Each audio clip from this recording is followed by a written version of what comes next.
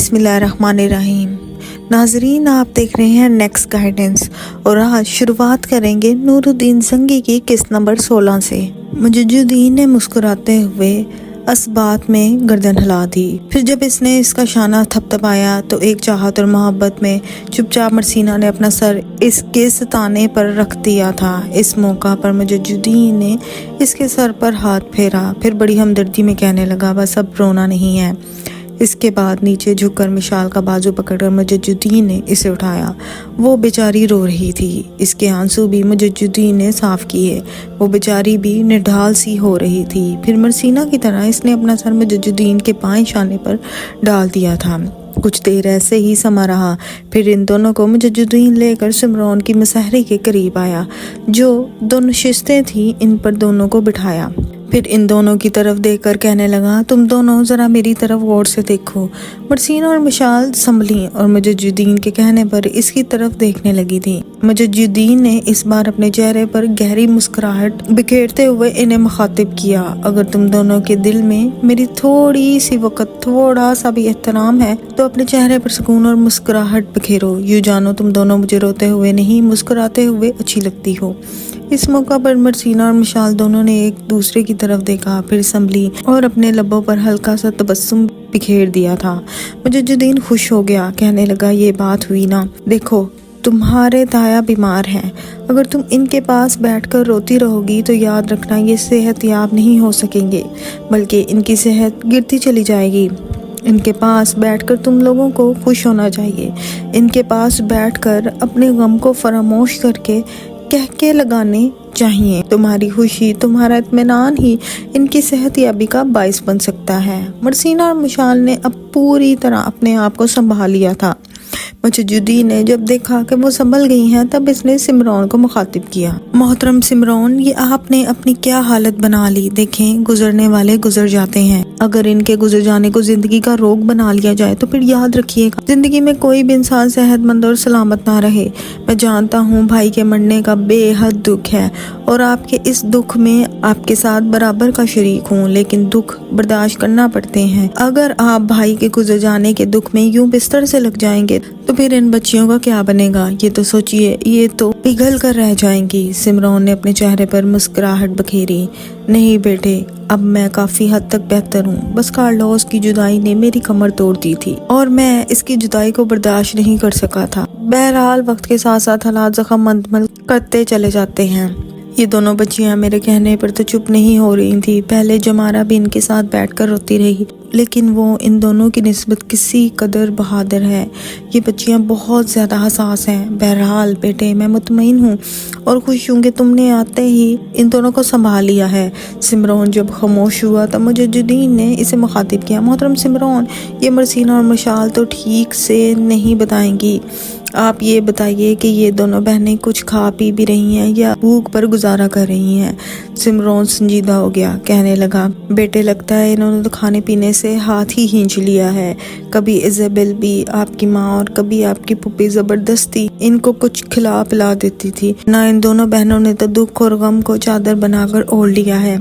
बेटे, शाम हो रही है। आज इन्होंने सुबह को कुछ खाया ना दोपहर को। मुजद्दुद्दीन ने गहरी निगाह दोनों पर डाली, फिर वो सिमरौन को मुखातिब करके कहने लगा, पहले इन दोनों का बंदोबस्त कर लूं, फिर मैं आपके पास आकर बैठता हूँ। पहले मुझे आप ये बताइए कि कोई तबीब आपका इलाज कर रहा है। इस पर सिमरौन मुस्कुराते हुए बोल पड़ा, बेटे, इस मामले में कोई फिक्र ना करो। तुम्हारी गैर मौजूदगी में शमसुद्दीन ने मेरा बेहतरीन ख्याल रखा है और हल्ब शहर का बेहतरीन तबीब मेरा इलाज करता है। मैं अब ठीक हूँ, फिक्र करने की ज़रूरत नहीं। तुम ज़रा इन दोनों को संभालो, ये संभल जाएंगी तो यूँ समझना मैं खुद ही सेहतमंद हो जाऊँगा। मुजद्दुद्दीन ने अपनी निगाहें मरसीना पर जमा दी थी। मरसीना ने महसूस किया कि वो बराबर इसकी तरफ देखते जा रहा है। तब इसने मुजद्दुद्दीन की आंखों में आंखें डाली, फिर हल्के से मुस्कुराते हुए इसने गर्दन झुका ली थी। इस मौका पर मुजद्दुद्दीन बोल पड़ा, तुम दोनों बहनें उठो और मेरे साथ चलो। देखो, मुझे खुद भी भूख लगी है। मैं चाहूँगा कि आज मेरे खतक और घर के सब दीगर अफराद के लिए तुम दोनों बहनें खाना तैयार करोगी और आज मेरे साथ बैठकर तुम खाओगी भी। मैं देखूंगा तुम दोनों ने अगर सुबह और दोपहर को कुछ ना खाया तो अब शाम को किस कदर खाती हो। इसके साथ ही मुजद्दुद्दीन उठ खड़ा हुआ। इसकी तरफ देखते हुए मरसीना और मिशाल भी खड़ी हो गई। तीनों बाहर निकले। सब लोग अभी तक सहन पर खड़े थे। फिर मुजद्दिदीन ने जमारा और अबीरा को मुखातिब किया, इन दोनों बहनों को मैं अपने साथ लेकर आया हूँ, तुम दोनों इन्हें अपने साथ ले जाओ। चारों मिलकर सीधा नाक की सीध में मतबख का रुख करो, खाना पकाओ। एक तो वैसे शाम हो रही है, मैं और खता कितनी देर तक लिबास तब्दील करते हैं, मगरिब की नमाज का वक्त हो जाएगा, हम नमाज पढ़ लेंगे, इतनी देर तक खाना तैयार हो जाएगा, फिर सब इकट्ठे बैठकर खाना खाएंगे। जमारा और अबीरा दोनों मरसीना और मिशाल को पकड़कर अपने साथ ले गई। इनके जाने के बाद इज़ाबेल ने पुरसुकून अंदाज में मुजद्दिदीन को मुखातिब किया, मुजद्दिदीन मेरे बेटे, खुदा का शुक्र है कि तुमने आते ही इन दोनों को संभाल लिया। ये तो हमारी कोई बात मान ही नहीं रही थी, बस रोने धोने के अलावा इनके पास कुछ ना था, खाना पीना भी छोड़ बैठी थी। मुझे उम्मीद है कि तुम्हारे आने के बायस मरसीना संभल जाएगी, और मरसीना संभल गई तो मिशाल अपने आप संभल जाए। अब दोनों भाई अपना लिबास तब्दील करो, इतनी देर तक नमाज का वक्त हो जाएगा, फिर सब इकट्ठे बैठकर खाना खाते हैं। इसके साथ ही मुजद्दिदीन और खतक अपना लिबास तब्दील करने के लिए अंदर चले गए, जबकि दूसरे सब लोग जाके सिमरौन के पास बैठ गए थे। मुजद्दिदीन इस कमरे की तरफ बढ़ा जो इसकी ख्वाबगाह के तौर पर इस्तेमाल होता। अभी वो कमरे में दाखिल हुआ ही था कि इसके पीछे पीछे मरसीना भी इसके कमरे में दाखिल हुई। इसके कदमों की आहट सुनकर मुजद्दिदीन पलटा। अपने सामने मरसीना को देखकर इसके चेहरे पर मुस्कुराहट नमूदार हुई। फिर कहने लगा, मरसीना तुम खाना नहीं तैयार कर रही, क्या कोई ज़रूरी काम है? मरसीना अपने आप को काफ़ी हद तक संभाल और बदल चुकी थी। मुस्कुराते हुए कहने लगी, लगता है आपको भूख ज़्यादा लगी है, खाना तो अबीरा, मिशाल और जमारा तैयार कर रही हैं। मैं आपके पीछे इसलिए आई थी कि मैंने आपकी ख्वाबगाह में थोड़ी सी तब्दीली कर दी है। आपको कपड़े नहीं मिलेंगे, इसलिए कि मैंने आपके कमरे की पहली तरतीब बदल दी हुई है।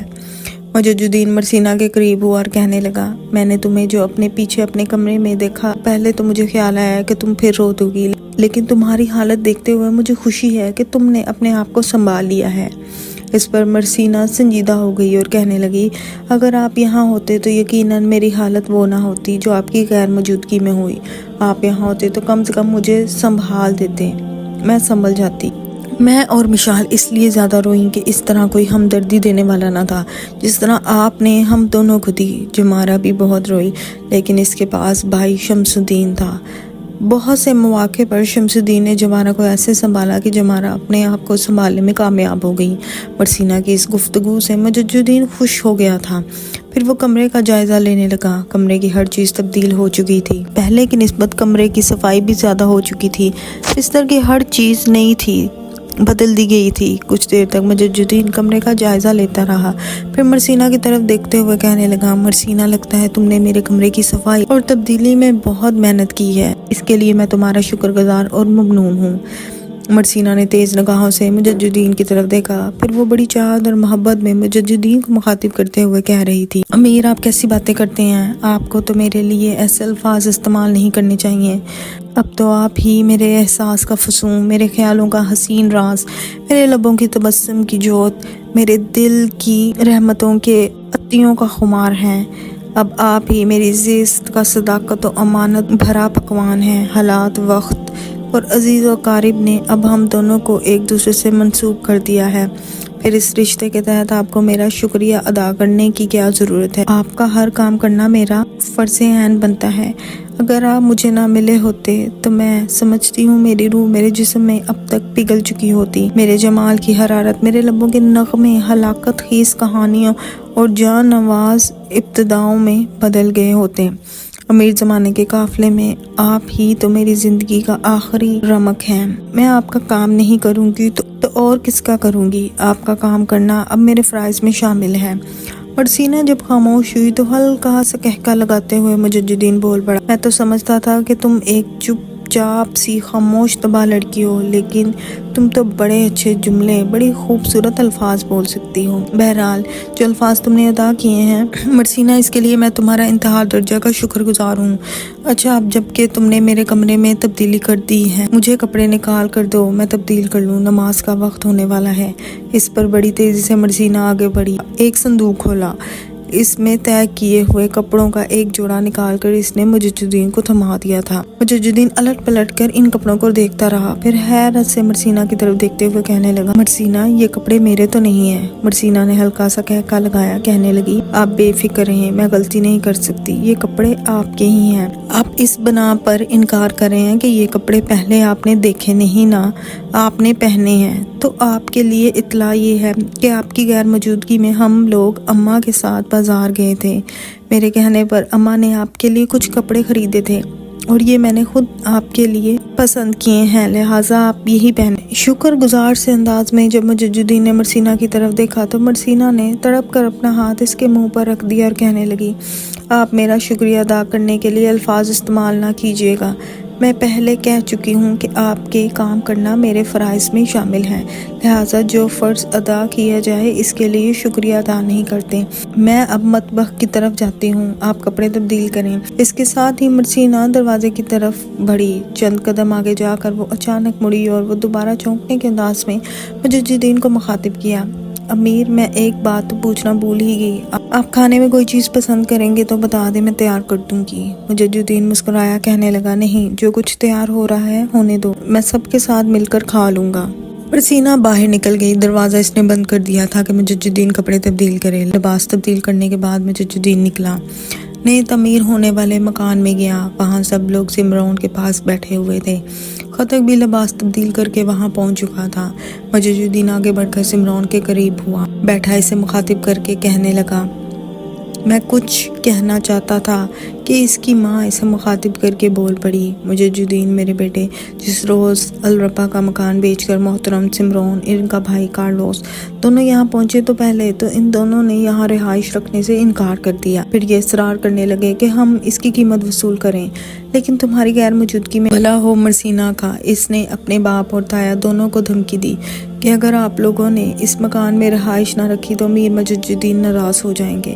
بس یہ دھمکی کام کر گئی اور دونوں بھائیوں نے یہاں رہائش اختیار کر لی، لیکن وقت کی ستم شاری کہ کارلوس بیچارہ بیماری سے صحت مند نہ ہو سکا اور چل بسا۔ بیٹے اسے مرے ہوئے صرف ایک ہی ہفتہ ہوا۔ اس کے فوت ہونے کے 4-5 دن بعد تمہاری پھوپھی زہرا نے مجھے مشورہ دیا کہ جب تم اور خطک لوٹو گے تو تمہارا اور مرسینہ، عبیرہ اور خطک، شمس الدین اور جمارہ کی شادی کر دی جائے، لیکن میں نے اس سے اختلاف کیا، اس لیے کہ کارلوس کی موت کے بعد اس قدر جلد شادیوں کا اہتمام کرنا مجھے کوئی مناسب نہ لگتا تھا۔ بیٹے اس سلسلے میں بھلا ہو مرسینہ، مشال، جمارہ اور عبیرہ کا انہوں نے مجھ سے اتفاق کیا، یہاں تک کہتے کہتے آپ تک کو خاموش ہونا پڑا، اس لیے کہ اسی لمحہ مرسینہ، جمارہ، مشال اور عبیرہ کھانے کے برتن اٹھائے وہاں آ گئیں۔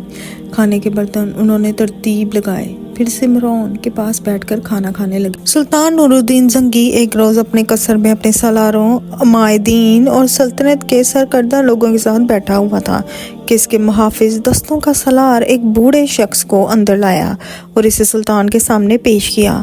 سلطان نے دیکھا بوڑھا بوسیدہ لباس میں بڑا پریشان حال تھا، داڑھی بیچارے کی چھدری چھدری ہو رہی تھی، لباس اور عمامے پر گرد تھی جو اس کے طویل سفر کرنے کی نشانی تھی۔ کچھ دیر تک سلطان نور الدین زنگی اس بوڑھے کا جائزہ لیتا رہا، پھر اسے مخاطب کیا، جو شخص ابھی تمہیں اندر لے کر آیا ہے اس نے مجھے بتایا کہ تم دمشق کے ایک نواحی قصبے سے آئے ہو، کوئی شکایت اور نالش لے کر آئے ہو، کہو کیا کہنا چاہتے ہو؟ اگر تمہیں کوئی شکایت تھی تو تمہارا تعلق دمشق کی سلطنت سے ہے، تمہیں وہاں کے حکمران مجیر الدین کے پاس جانا چاہیے تھا۔ سلطان نور الدین زنگی کے ان الفاظ پر اس بوڑھے کی آنکھوں پر نمی اتر آئی تھی۔ کچھ دیر ہونٹ کاٹتا رہا، سلطان کی طرف دیکھتا رہا، پھر بارود کی طرح پھٹ پڑا، سلطان محترم، میں واقعی دمشق کے ایک نواحی قصبے سے آیا ہوں۔ جب کسی نے میری شکایت اور نالش نہ سنی تو پھر میں نے آپ کا رخ کیا۔ سلطان، میں تمہیں حلقہ تنویر میں خون تاب تقدیر کی داستان، تہور کے ترانوں میں ناوک و تیغ کے ستم آرائیوں کی کہانی، امن کی شیریں بادوں میں آنسو کی نمی، آہوں کی دل سفری میں الجھی حکایت، چمکتے ستاروں کے خرام میں آتش طوفانوں میں پھنسی کتھا اور سکون زادوں میں آگ کے الاؤں بھری بربادیوں کی سرگشت سنانے آیا ہوں۔ ہائے ہماری بدقسمتی کہ دمشق کا حکمران مجیر الدین پھر یروشلم اور طرابلس اور انطاکیہ کے حکمرانوں کے ساتھ مل کر آپ کے خلاف سازشیں کر رہا ہے، ان کے سامنے کمزوری کا اظہار کر رہا ہے، اور اب یہ افواہیں پھیل رہی ہیں کہ وہ یروشلم کے بادشاہ بالڈون کو خراج دینے پر بھی تیار ہو رہا ہے۔ اس کمزوری کی وجہ سے صلیبی سرحدی مسلمانوں پر حملہ آور ہو کر ان کی بربادی کا کھیل کھیلنا شروع ہو چکے ہیں۔ یہاں تک کہنے کے بعد بوڑھا رکا، پھر انتہائی غصے اور برہمی میں وہ آتش فشاں کی طرح پھٹ پڑا تھا۔ نور الدین ان علاقوں میں صلیبیوں کے ہاتھوں جوان بیٹیاں شیطانی پھندوں میں پھنس رہی ہیں، عورتیں بدی کی تاریکیوں میں پھینکی جا رہی ہیں جو ان موت کی ہولناک کیوں کا شکار ہیں، بوڑھوں کی سروں پر راکھ پاؤں میں بیڑیاں سجائی جاتی ہیں۔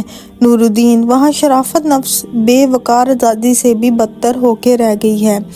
وہاں ہماری شناختوں پر گناہوں نے خطاب، خلید، تکلم کی مہریں ثبت کی جاتی ہیں، کسی کو وہاں رد و قبول کا اختیار نہیں ہے۔ نور الدین، میں نے جب ظلم کی یہ چکی چلتی ہوئی دیکھی تو پہلے مجیر الدین کے پاس جانے کا ارادہ کیا، لیکن کسی نے کہا مجیر الدین الٹا تمہیں سزا دے گا۔ پھر میں نے عالم اسلام پر نگاہ دوڑائی تو نور الدین میری نگاہوں کا مرکز صرف تم بنے۔ میں تم سے یہ پوچھتا ہوں عالم اسلام کہ وہ مجاہد کہاں گئے جو اپنی ملت، اپنی قوم کے لہر سے بحر، راکھ سے آگ بن جایا کرتے تھے، جو دھوئیں سے ابر بن کر کانپتی ملت اپنی قوم کی خاطر اپنے عدد اپنے دشمن پر چھا جاتے تھے، دشمنوں کے خلاف جن کی ہر سانس زلزلہ اور جن کا نفس طوفان بن جاتا تھا۔ نور الدین، اگر ایسے مجاہد تم ہو تو پھر دشمن کے خلاف اٹھ کھڑے ہو، اگر تم وہ نہیں ہو جس کی مجھے تلاش ہے تو پھر میری رہنمائی کرو کہ میں خزاں رسیدہ ملت کے لیے کہاں شجر کی چھاؤں تلاش کروں، امن و عظمت کی ابر کا سایہ تلاش کرنے کے لیے کس رخ پر نکلوں۔ مجھے کسی ایسی ہستی کی طرف رہنمائی کرو جو مسلمانوں کی بے بسی کی داستان سن کر راکھ سے بھڑکتا ہوا شعلہ بن کر اٹھے۔ اور یہاں تک کہتے کہتے اس بوڑھے کو رک جانا پڑا، اس لیے کہ اس نے دیکھا نور الدین کی آنکھوں سے آنسو بہہ نکلے تھے، آنسو کی کئی لڑیاں اس کی داڑھی کے بالوں سے ڈھلکتی ہوئی اس کے دامن کو بھگو گئی تھیں۔ اس کے قریب بیٹھے اسد الدین شیر کو اور مجد الدین بن الدیہ کی حالت بھی اسی سے مختلف نہ تھی۔ عجیب سی دل سوزی میں کچھ دیر تک وہ بوڑھا سلطان نور الدین زنگی کی طرف دیکھتا رہا، پھر دکھ بھرے لہجے میں اس کی آواز قصر کے اس کمرے میں گونج گئی تھی۔ سلطان محترم، قسم مجھے اپنے خداوند قدیر و مہربان کی، آپ کے یہ آنسو میرے لیے اس بات کی نشاندہی کرتے ہیں کہ میں اپنی شکایت، اپنی نالش کے لیے صحیح جگہ پر آیا ہوں۔ سلطان محترم، آپ کی اس کیفیت نے میرے لیے حوصلوں کا بحر کھڑا کر دیا ہے۔ حوصلہ وفائے آدم ہے، حوصلہ ہی انسان کے لیے یقین، محکم اور دلوں کا مرہم بنتا ہے۔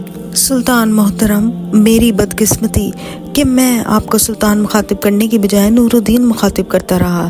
حیف صلیبی کے ہاتھوں میں جو قدم قدم پر تاریک مظالم کے طوفان دیکھتا رہا، نرم و نازک ہونٹوں پر روحوں کی ویرانی بھری آہیں سنتا رہا، جو ممتا کی گرمی کو ظلم کی شوریدہ حدتوں میں جلتے دیکھتا رہا، میں جو ستم تلے دلی گردنوں رسیوں میں جکڑی کلائیوں کا نظارہ کرتا رہا، تو یہ سب دیکھتے ہوئے سلطان میرا عکس مجمول صدق عقیدت اور مکرور رایا میں تمیز کرنا بھول گیا۔ ہائے حیف، کاش میں نے ایسا نہ کیا ہوتا۔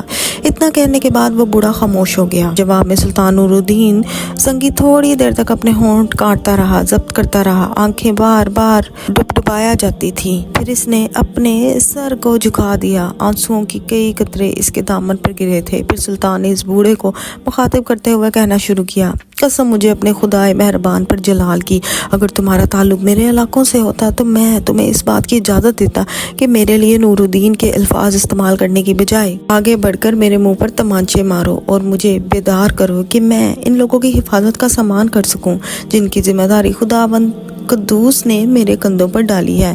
اگر تم نے بدترین حالات دیکھتے ہوئے مجھے سلطان کی بجائے نور الدین کہہ کر مخاطب کیا ہے تو تمہارے یہ الفاظ بھی مجھ جیسے شخص کے لیے تعزپانہ ہے۔ میں نور الدین ہی ہوں، نور الدین میری اصلیت ہے۔ خداوند قدوس نے اگر مجھے حکمران بنا دیا ہے تو یہ اس کی مہربانی ہے۔ اس چرواہے کی مانند ہوں جس کے ذمے اپنے ڈریور کی حفاظت کرنا ہوتی ہے۔ میرے بزرگ، میں تمہیں مایوس نہیں کروں گا۔ اگر صلیبیوں کے سامنے مجاہدین اپنی سلطنت کے سامنے مسلمانوں کی حفاظت کی ذمہ داری نہیں نبھاتا تو اس سے یہ ذمہ داری واپس لے لی جائے گی۔ مسلمانوں کو صلیبی درندوں کے ظلم و جور کا شکار نہیں بننے دوں گا۔ مطمئن رہو، یروشلم کا بادشاہ بالڈون اور طرابلس کے حکمران مسلمانوں کے خلاف ظلم کی زنبیل کھول چکے ہیں، تو اس زنبیل کا رخ ان دونوں کی طرف بھی ہوگا۔ مطمئن رہو، جو شکایت تم نے کہی ہے ان کا ازالہ ضرور کیا جائے گا۔ یہاں حلب میں تمہاری حیثیت ایک معزز مہمان کی سی ہوگی، یہاں قیام کرو۔ سلطان نور الدین زنگی کے کہنے پر اس کا جو سالار اس بوڑھے کو لے کر آیا تھا، بڑی عزت اور احترام کے ساتھ اسے اپنے ساتھ لے گیا تھا۔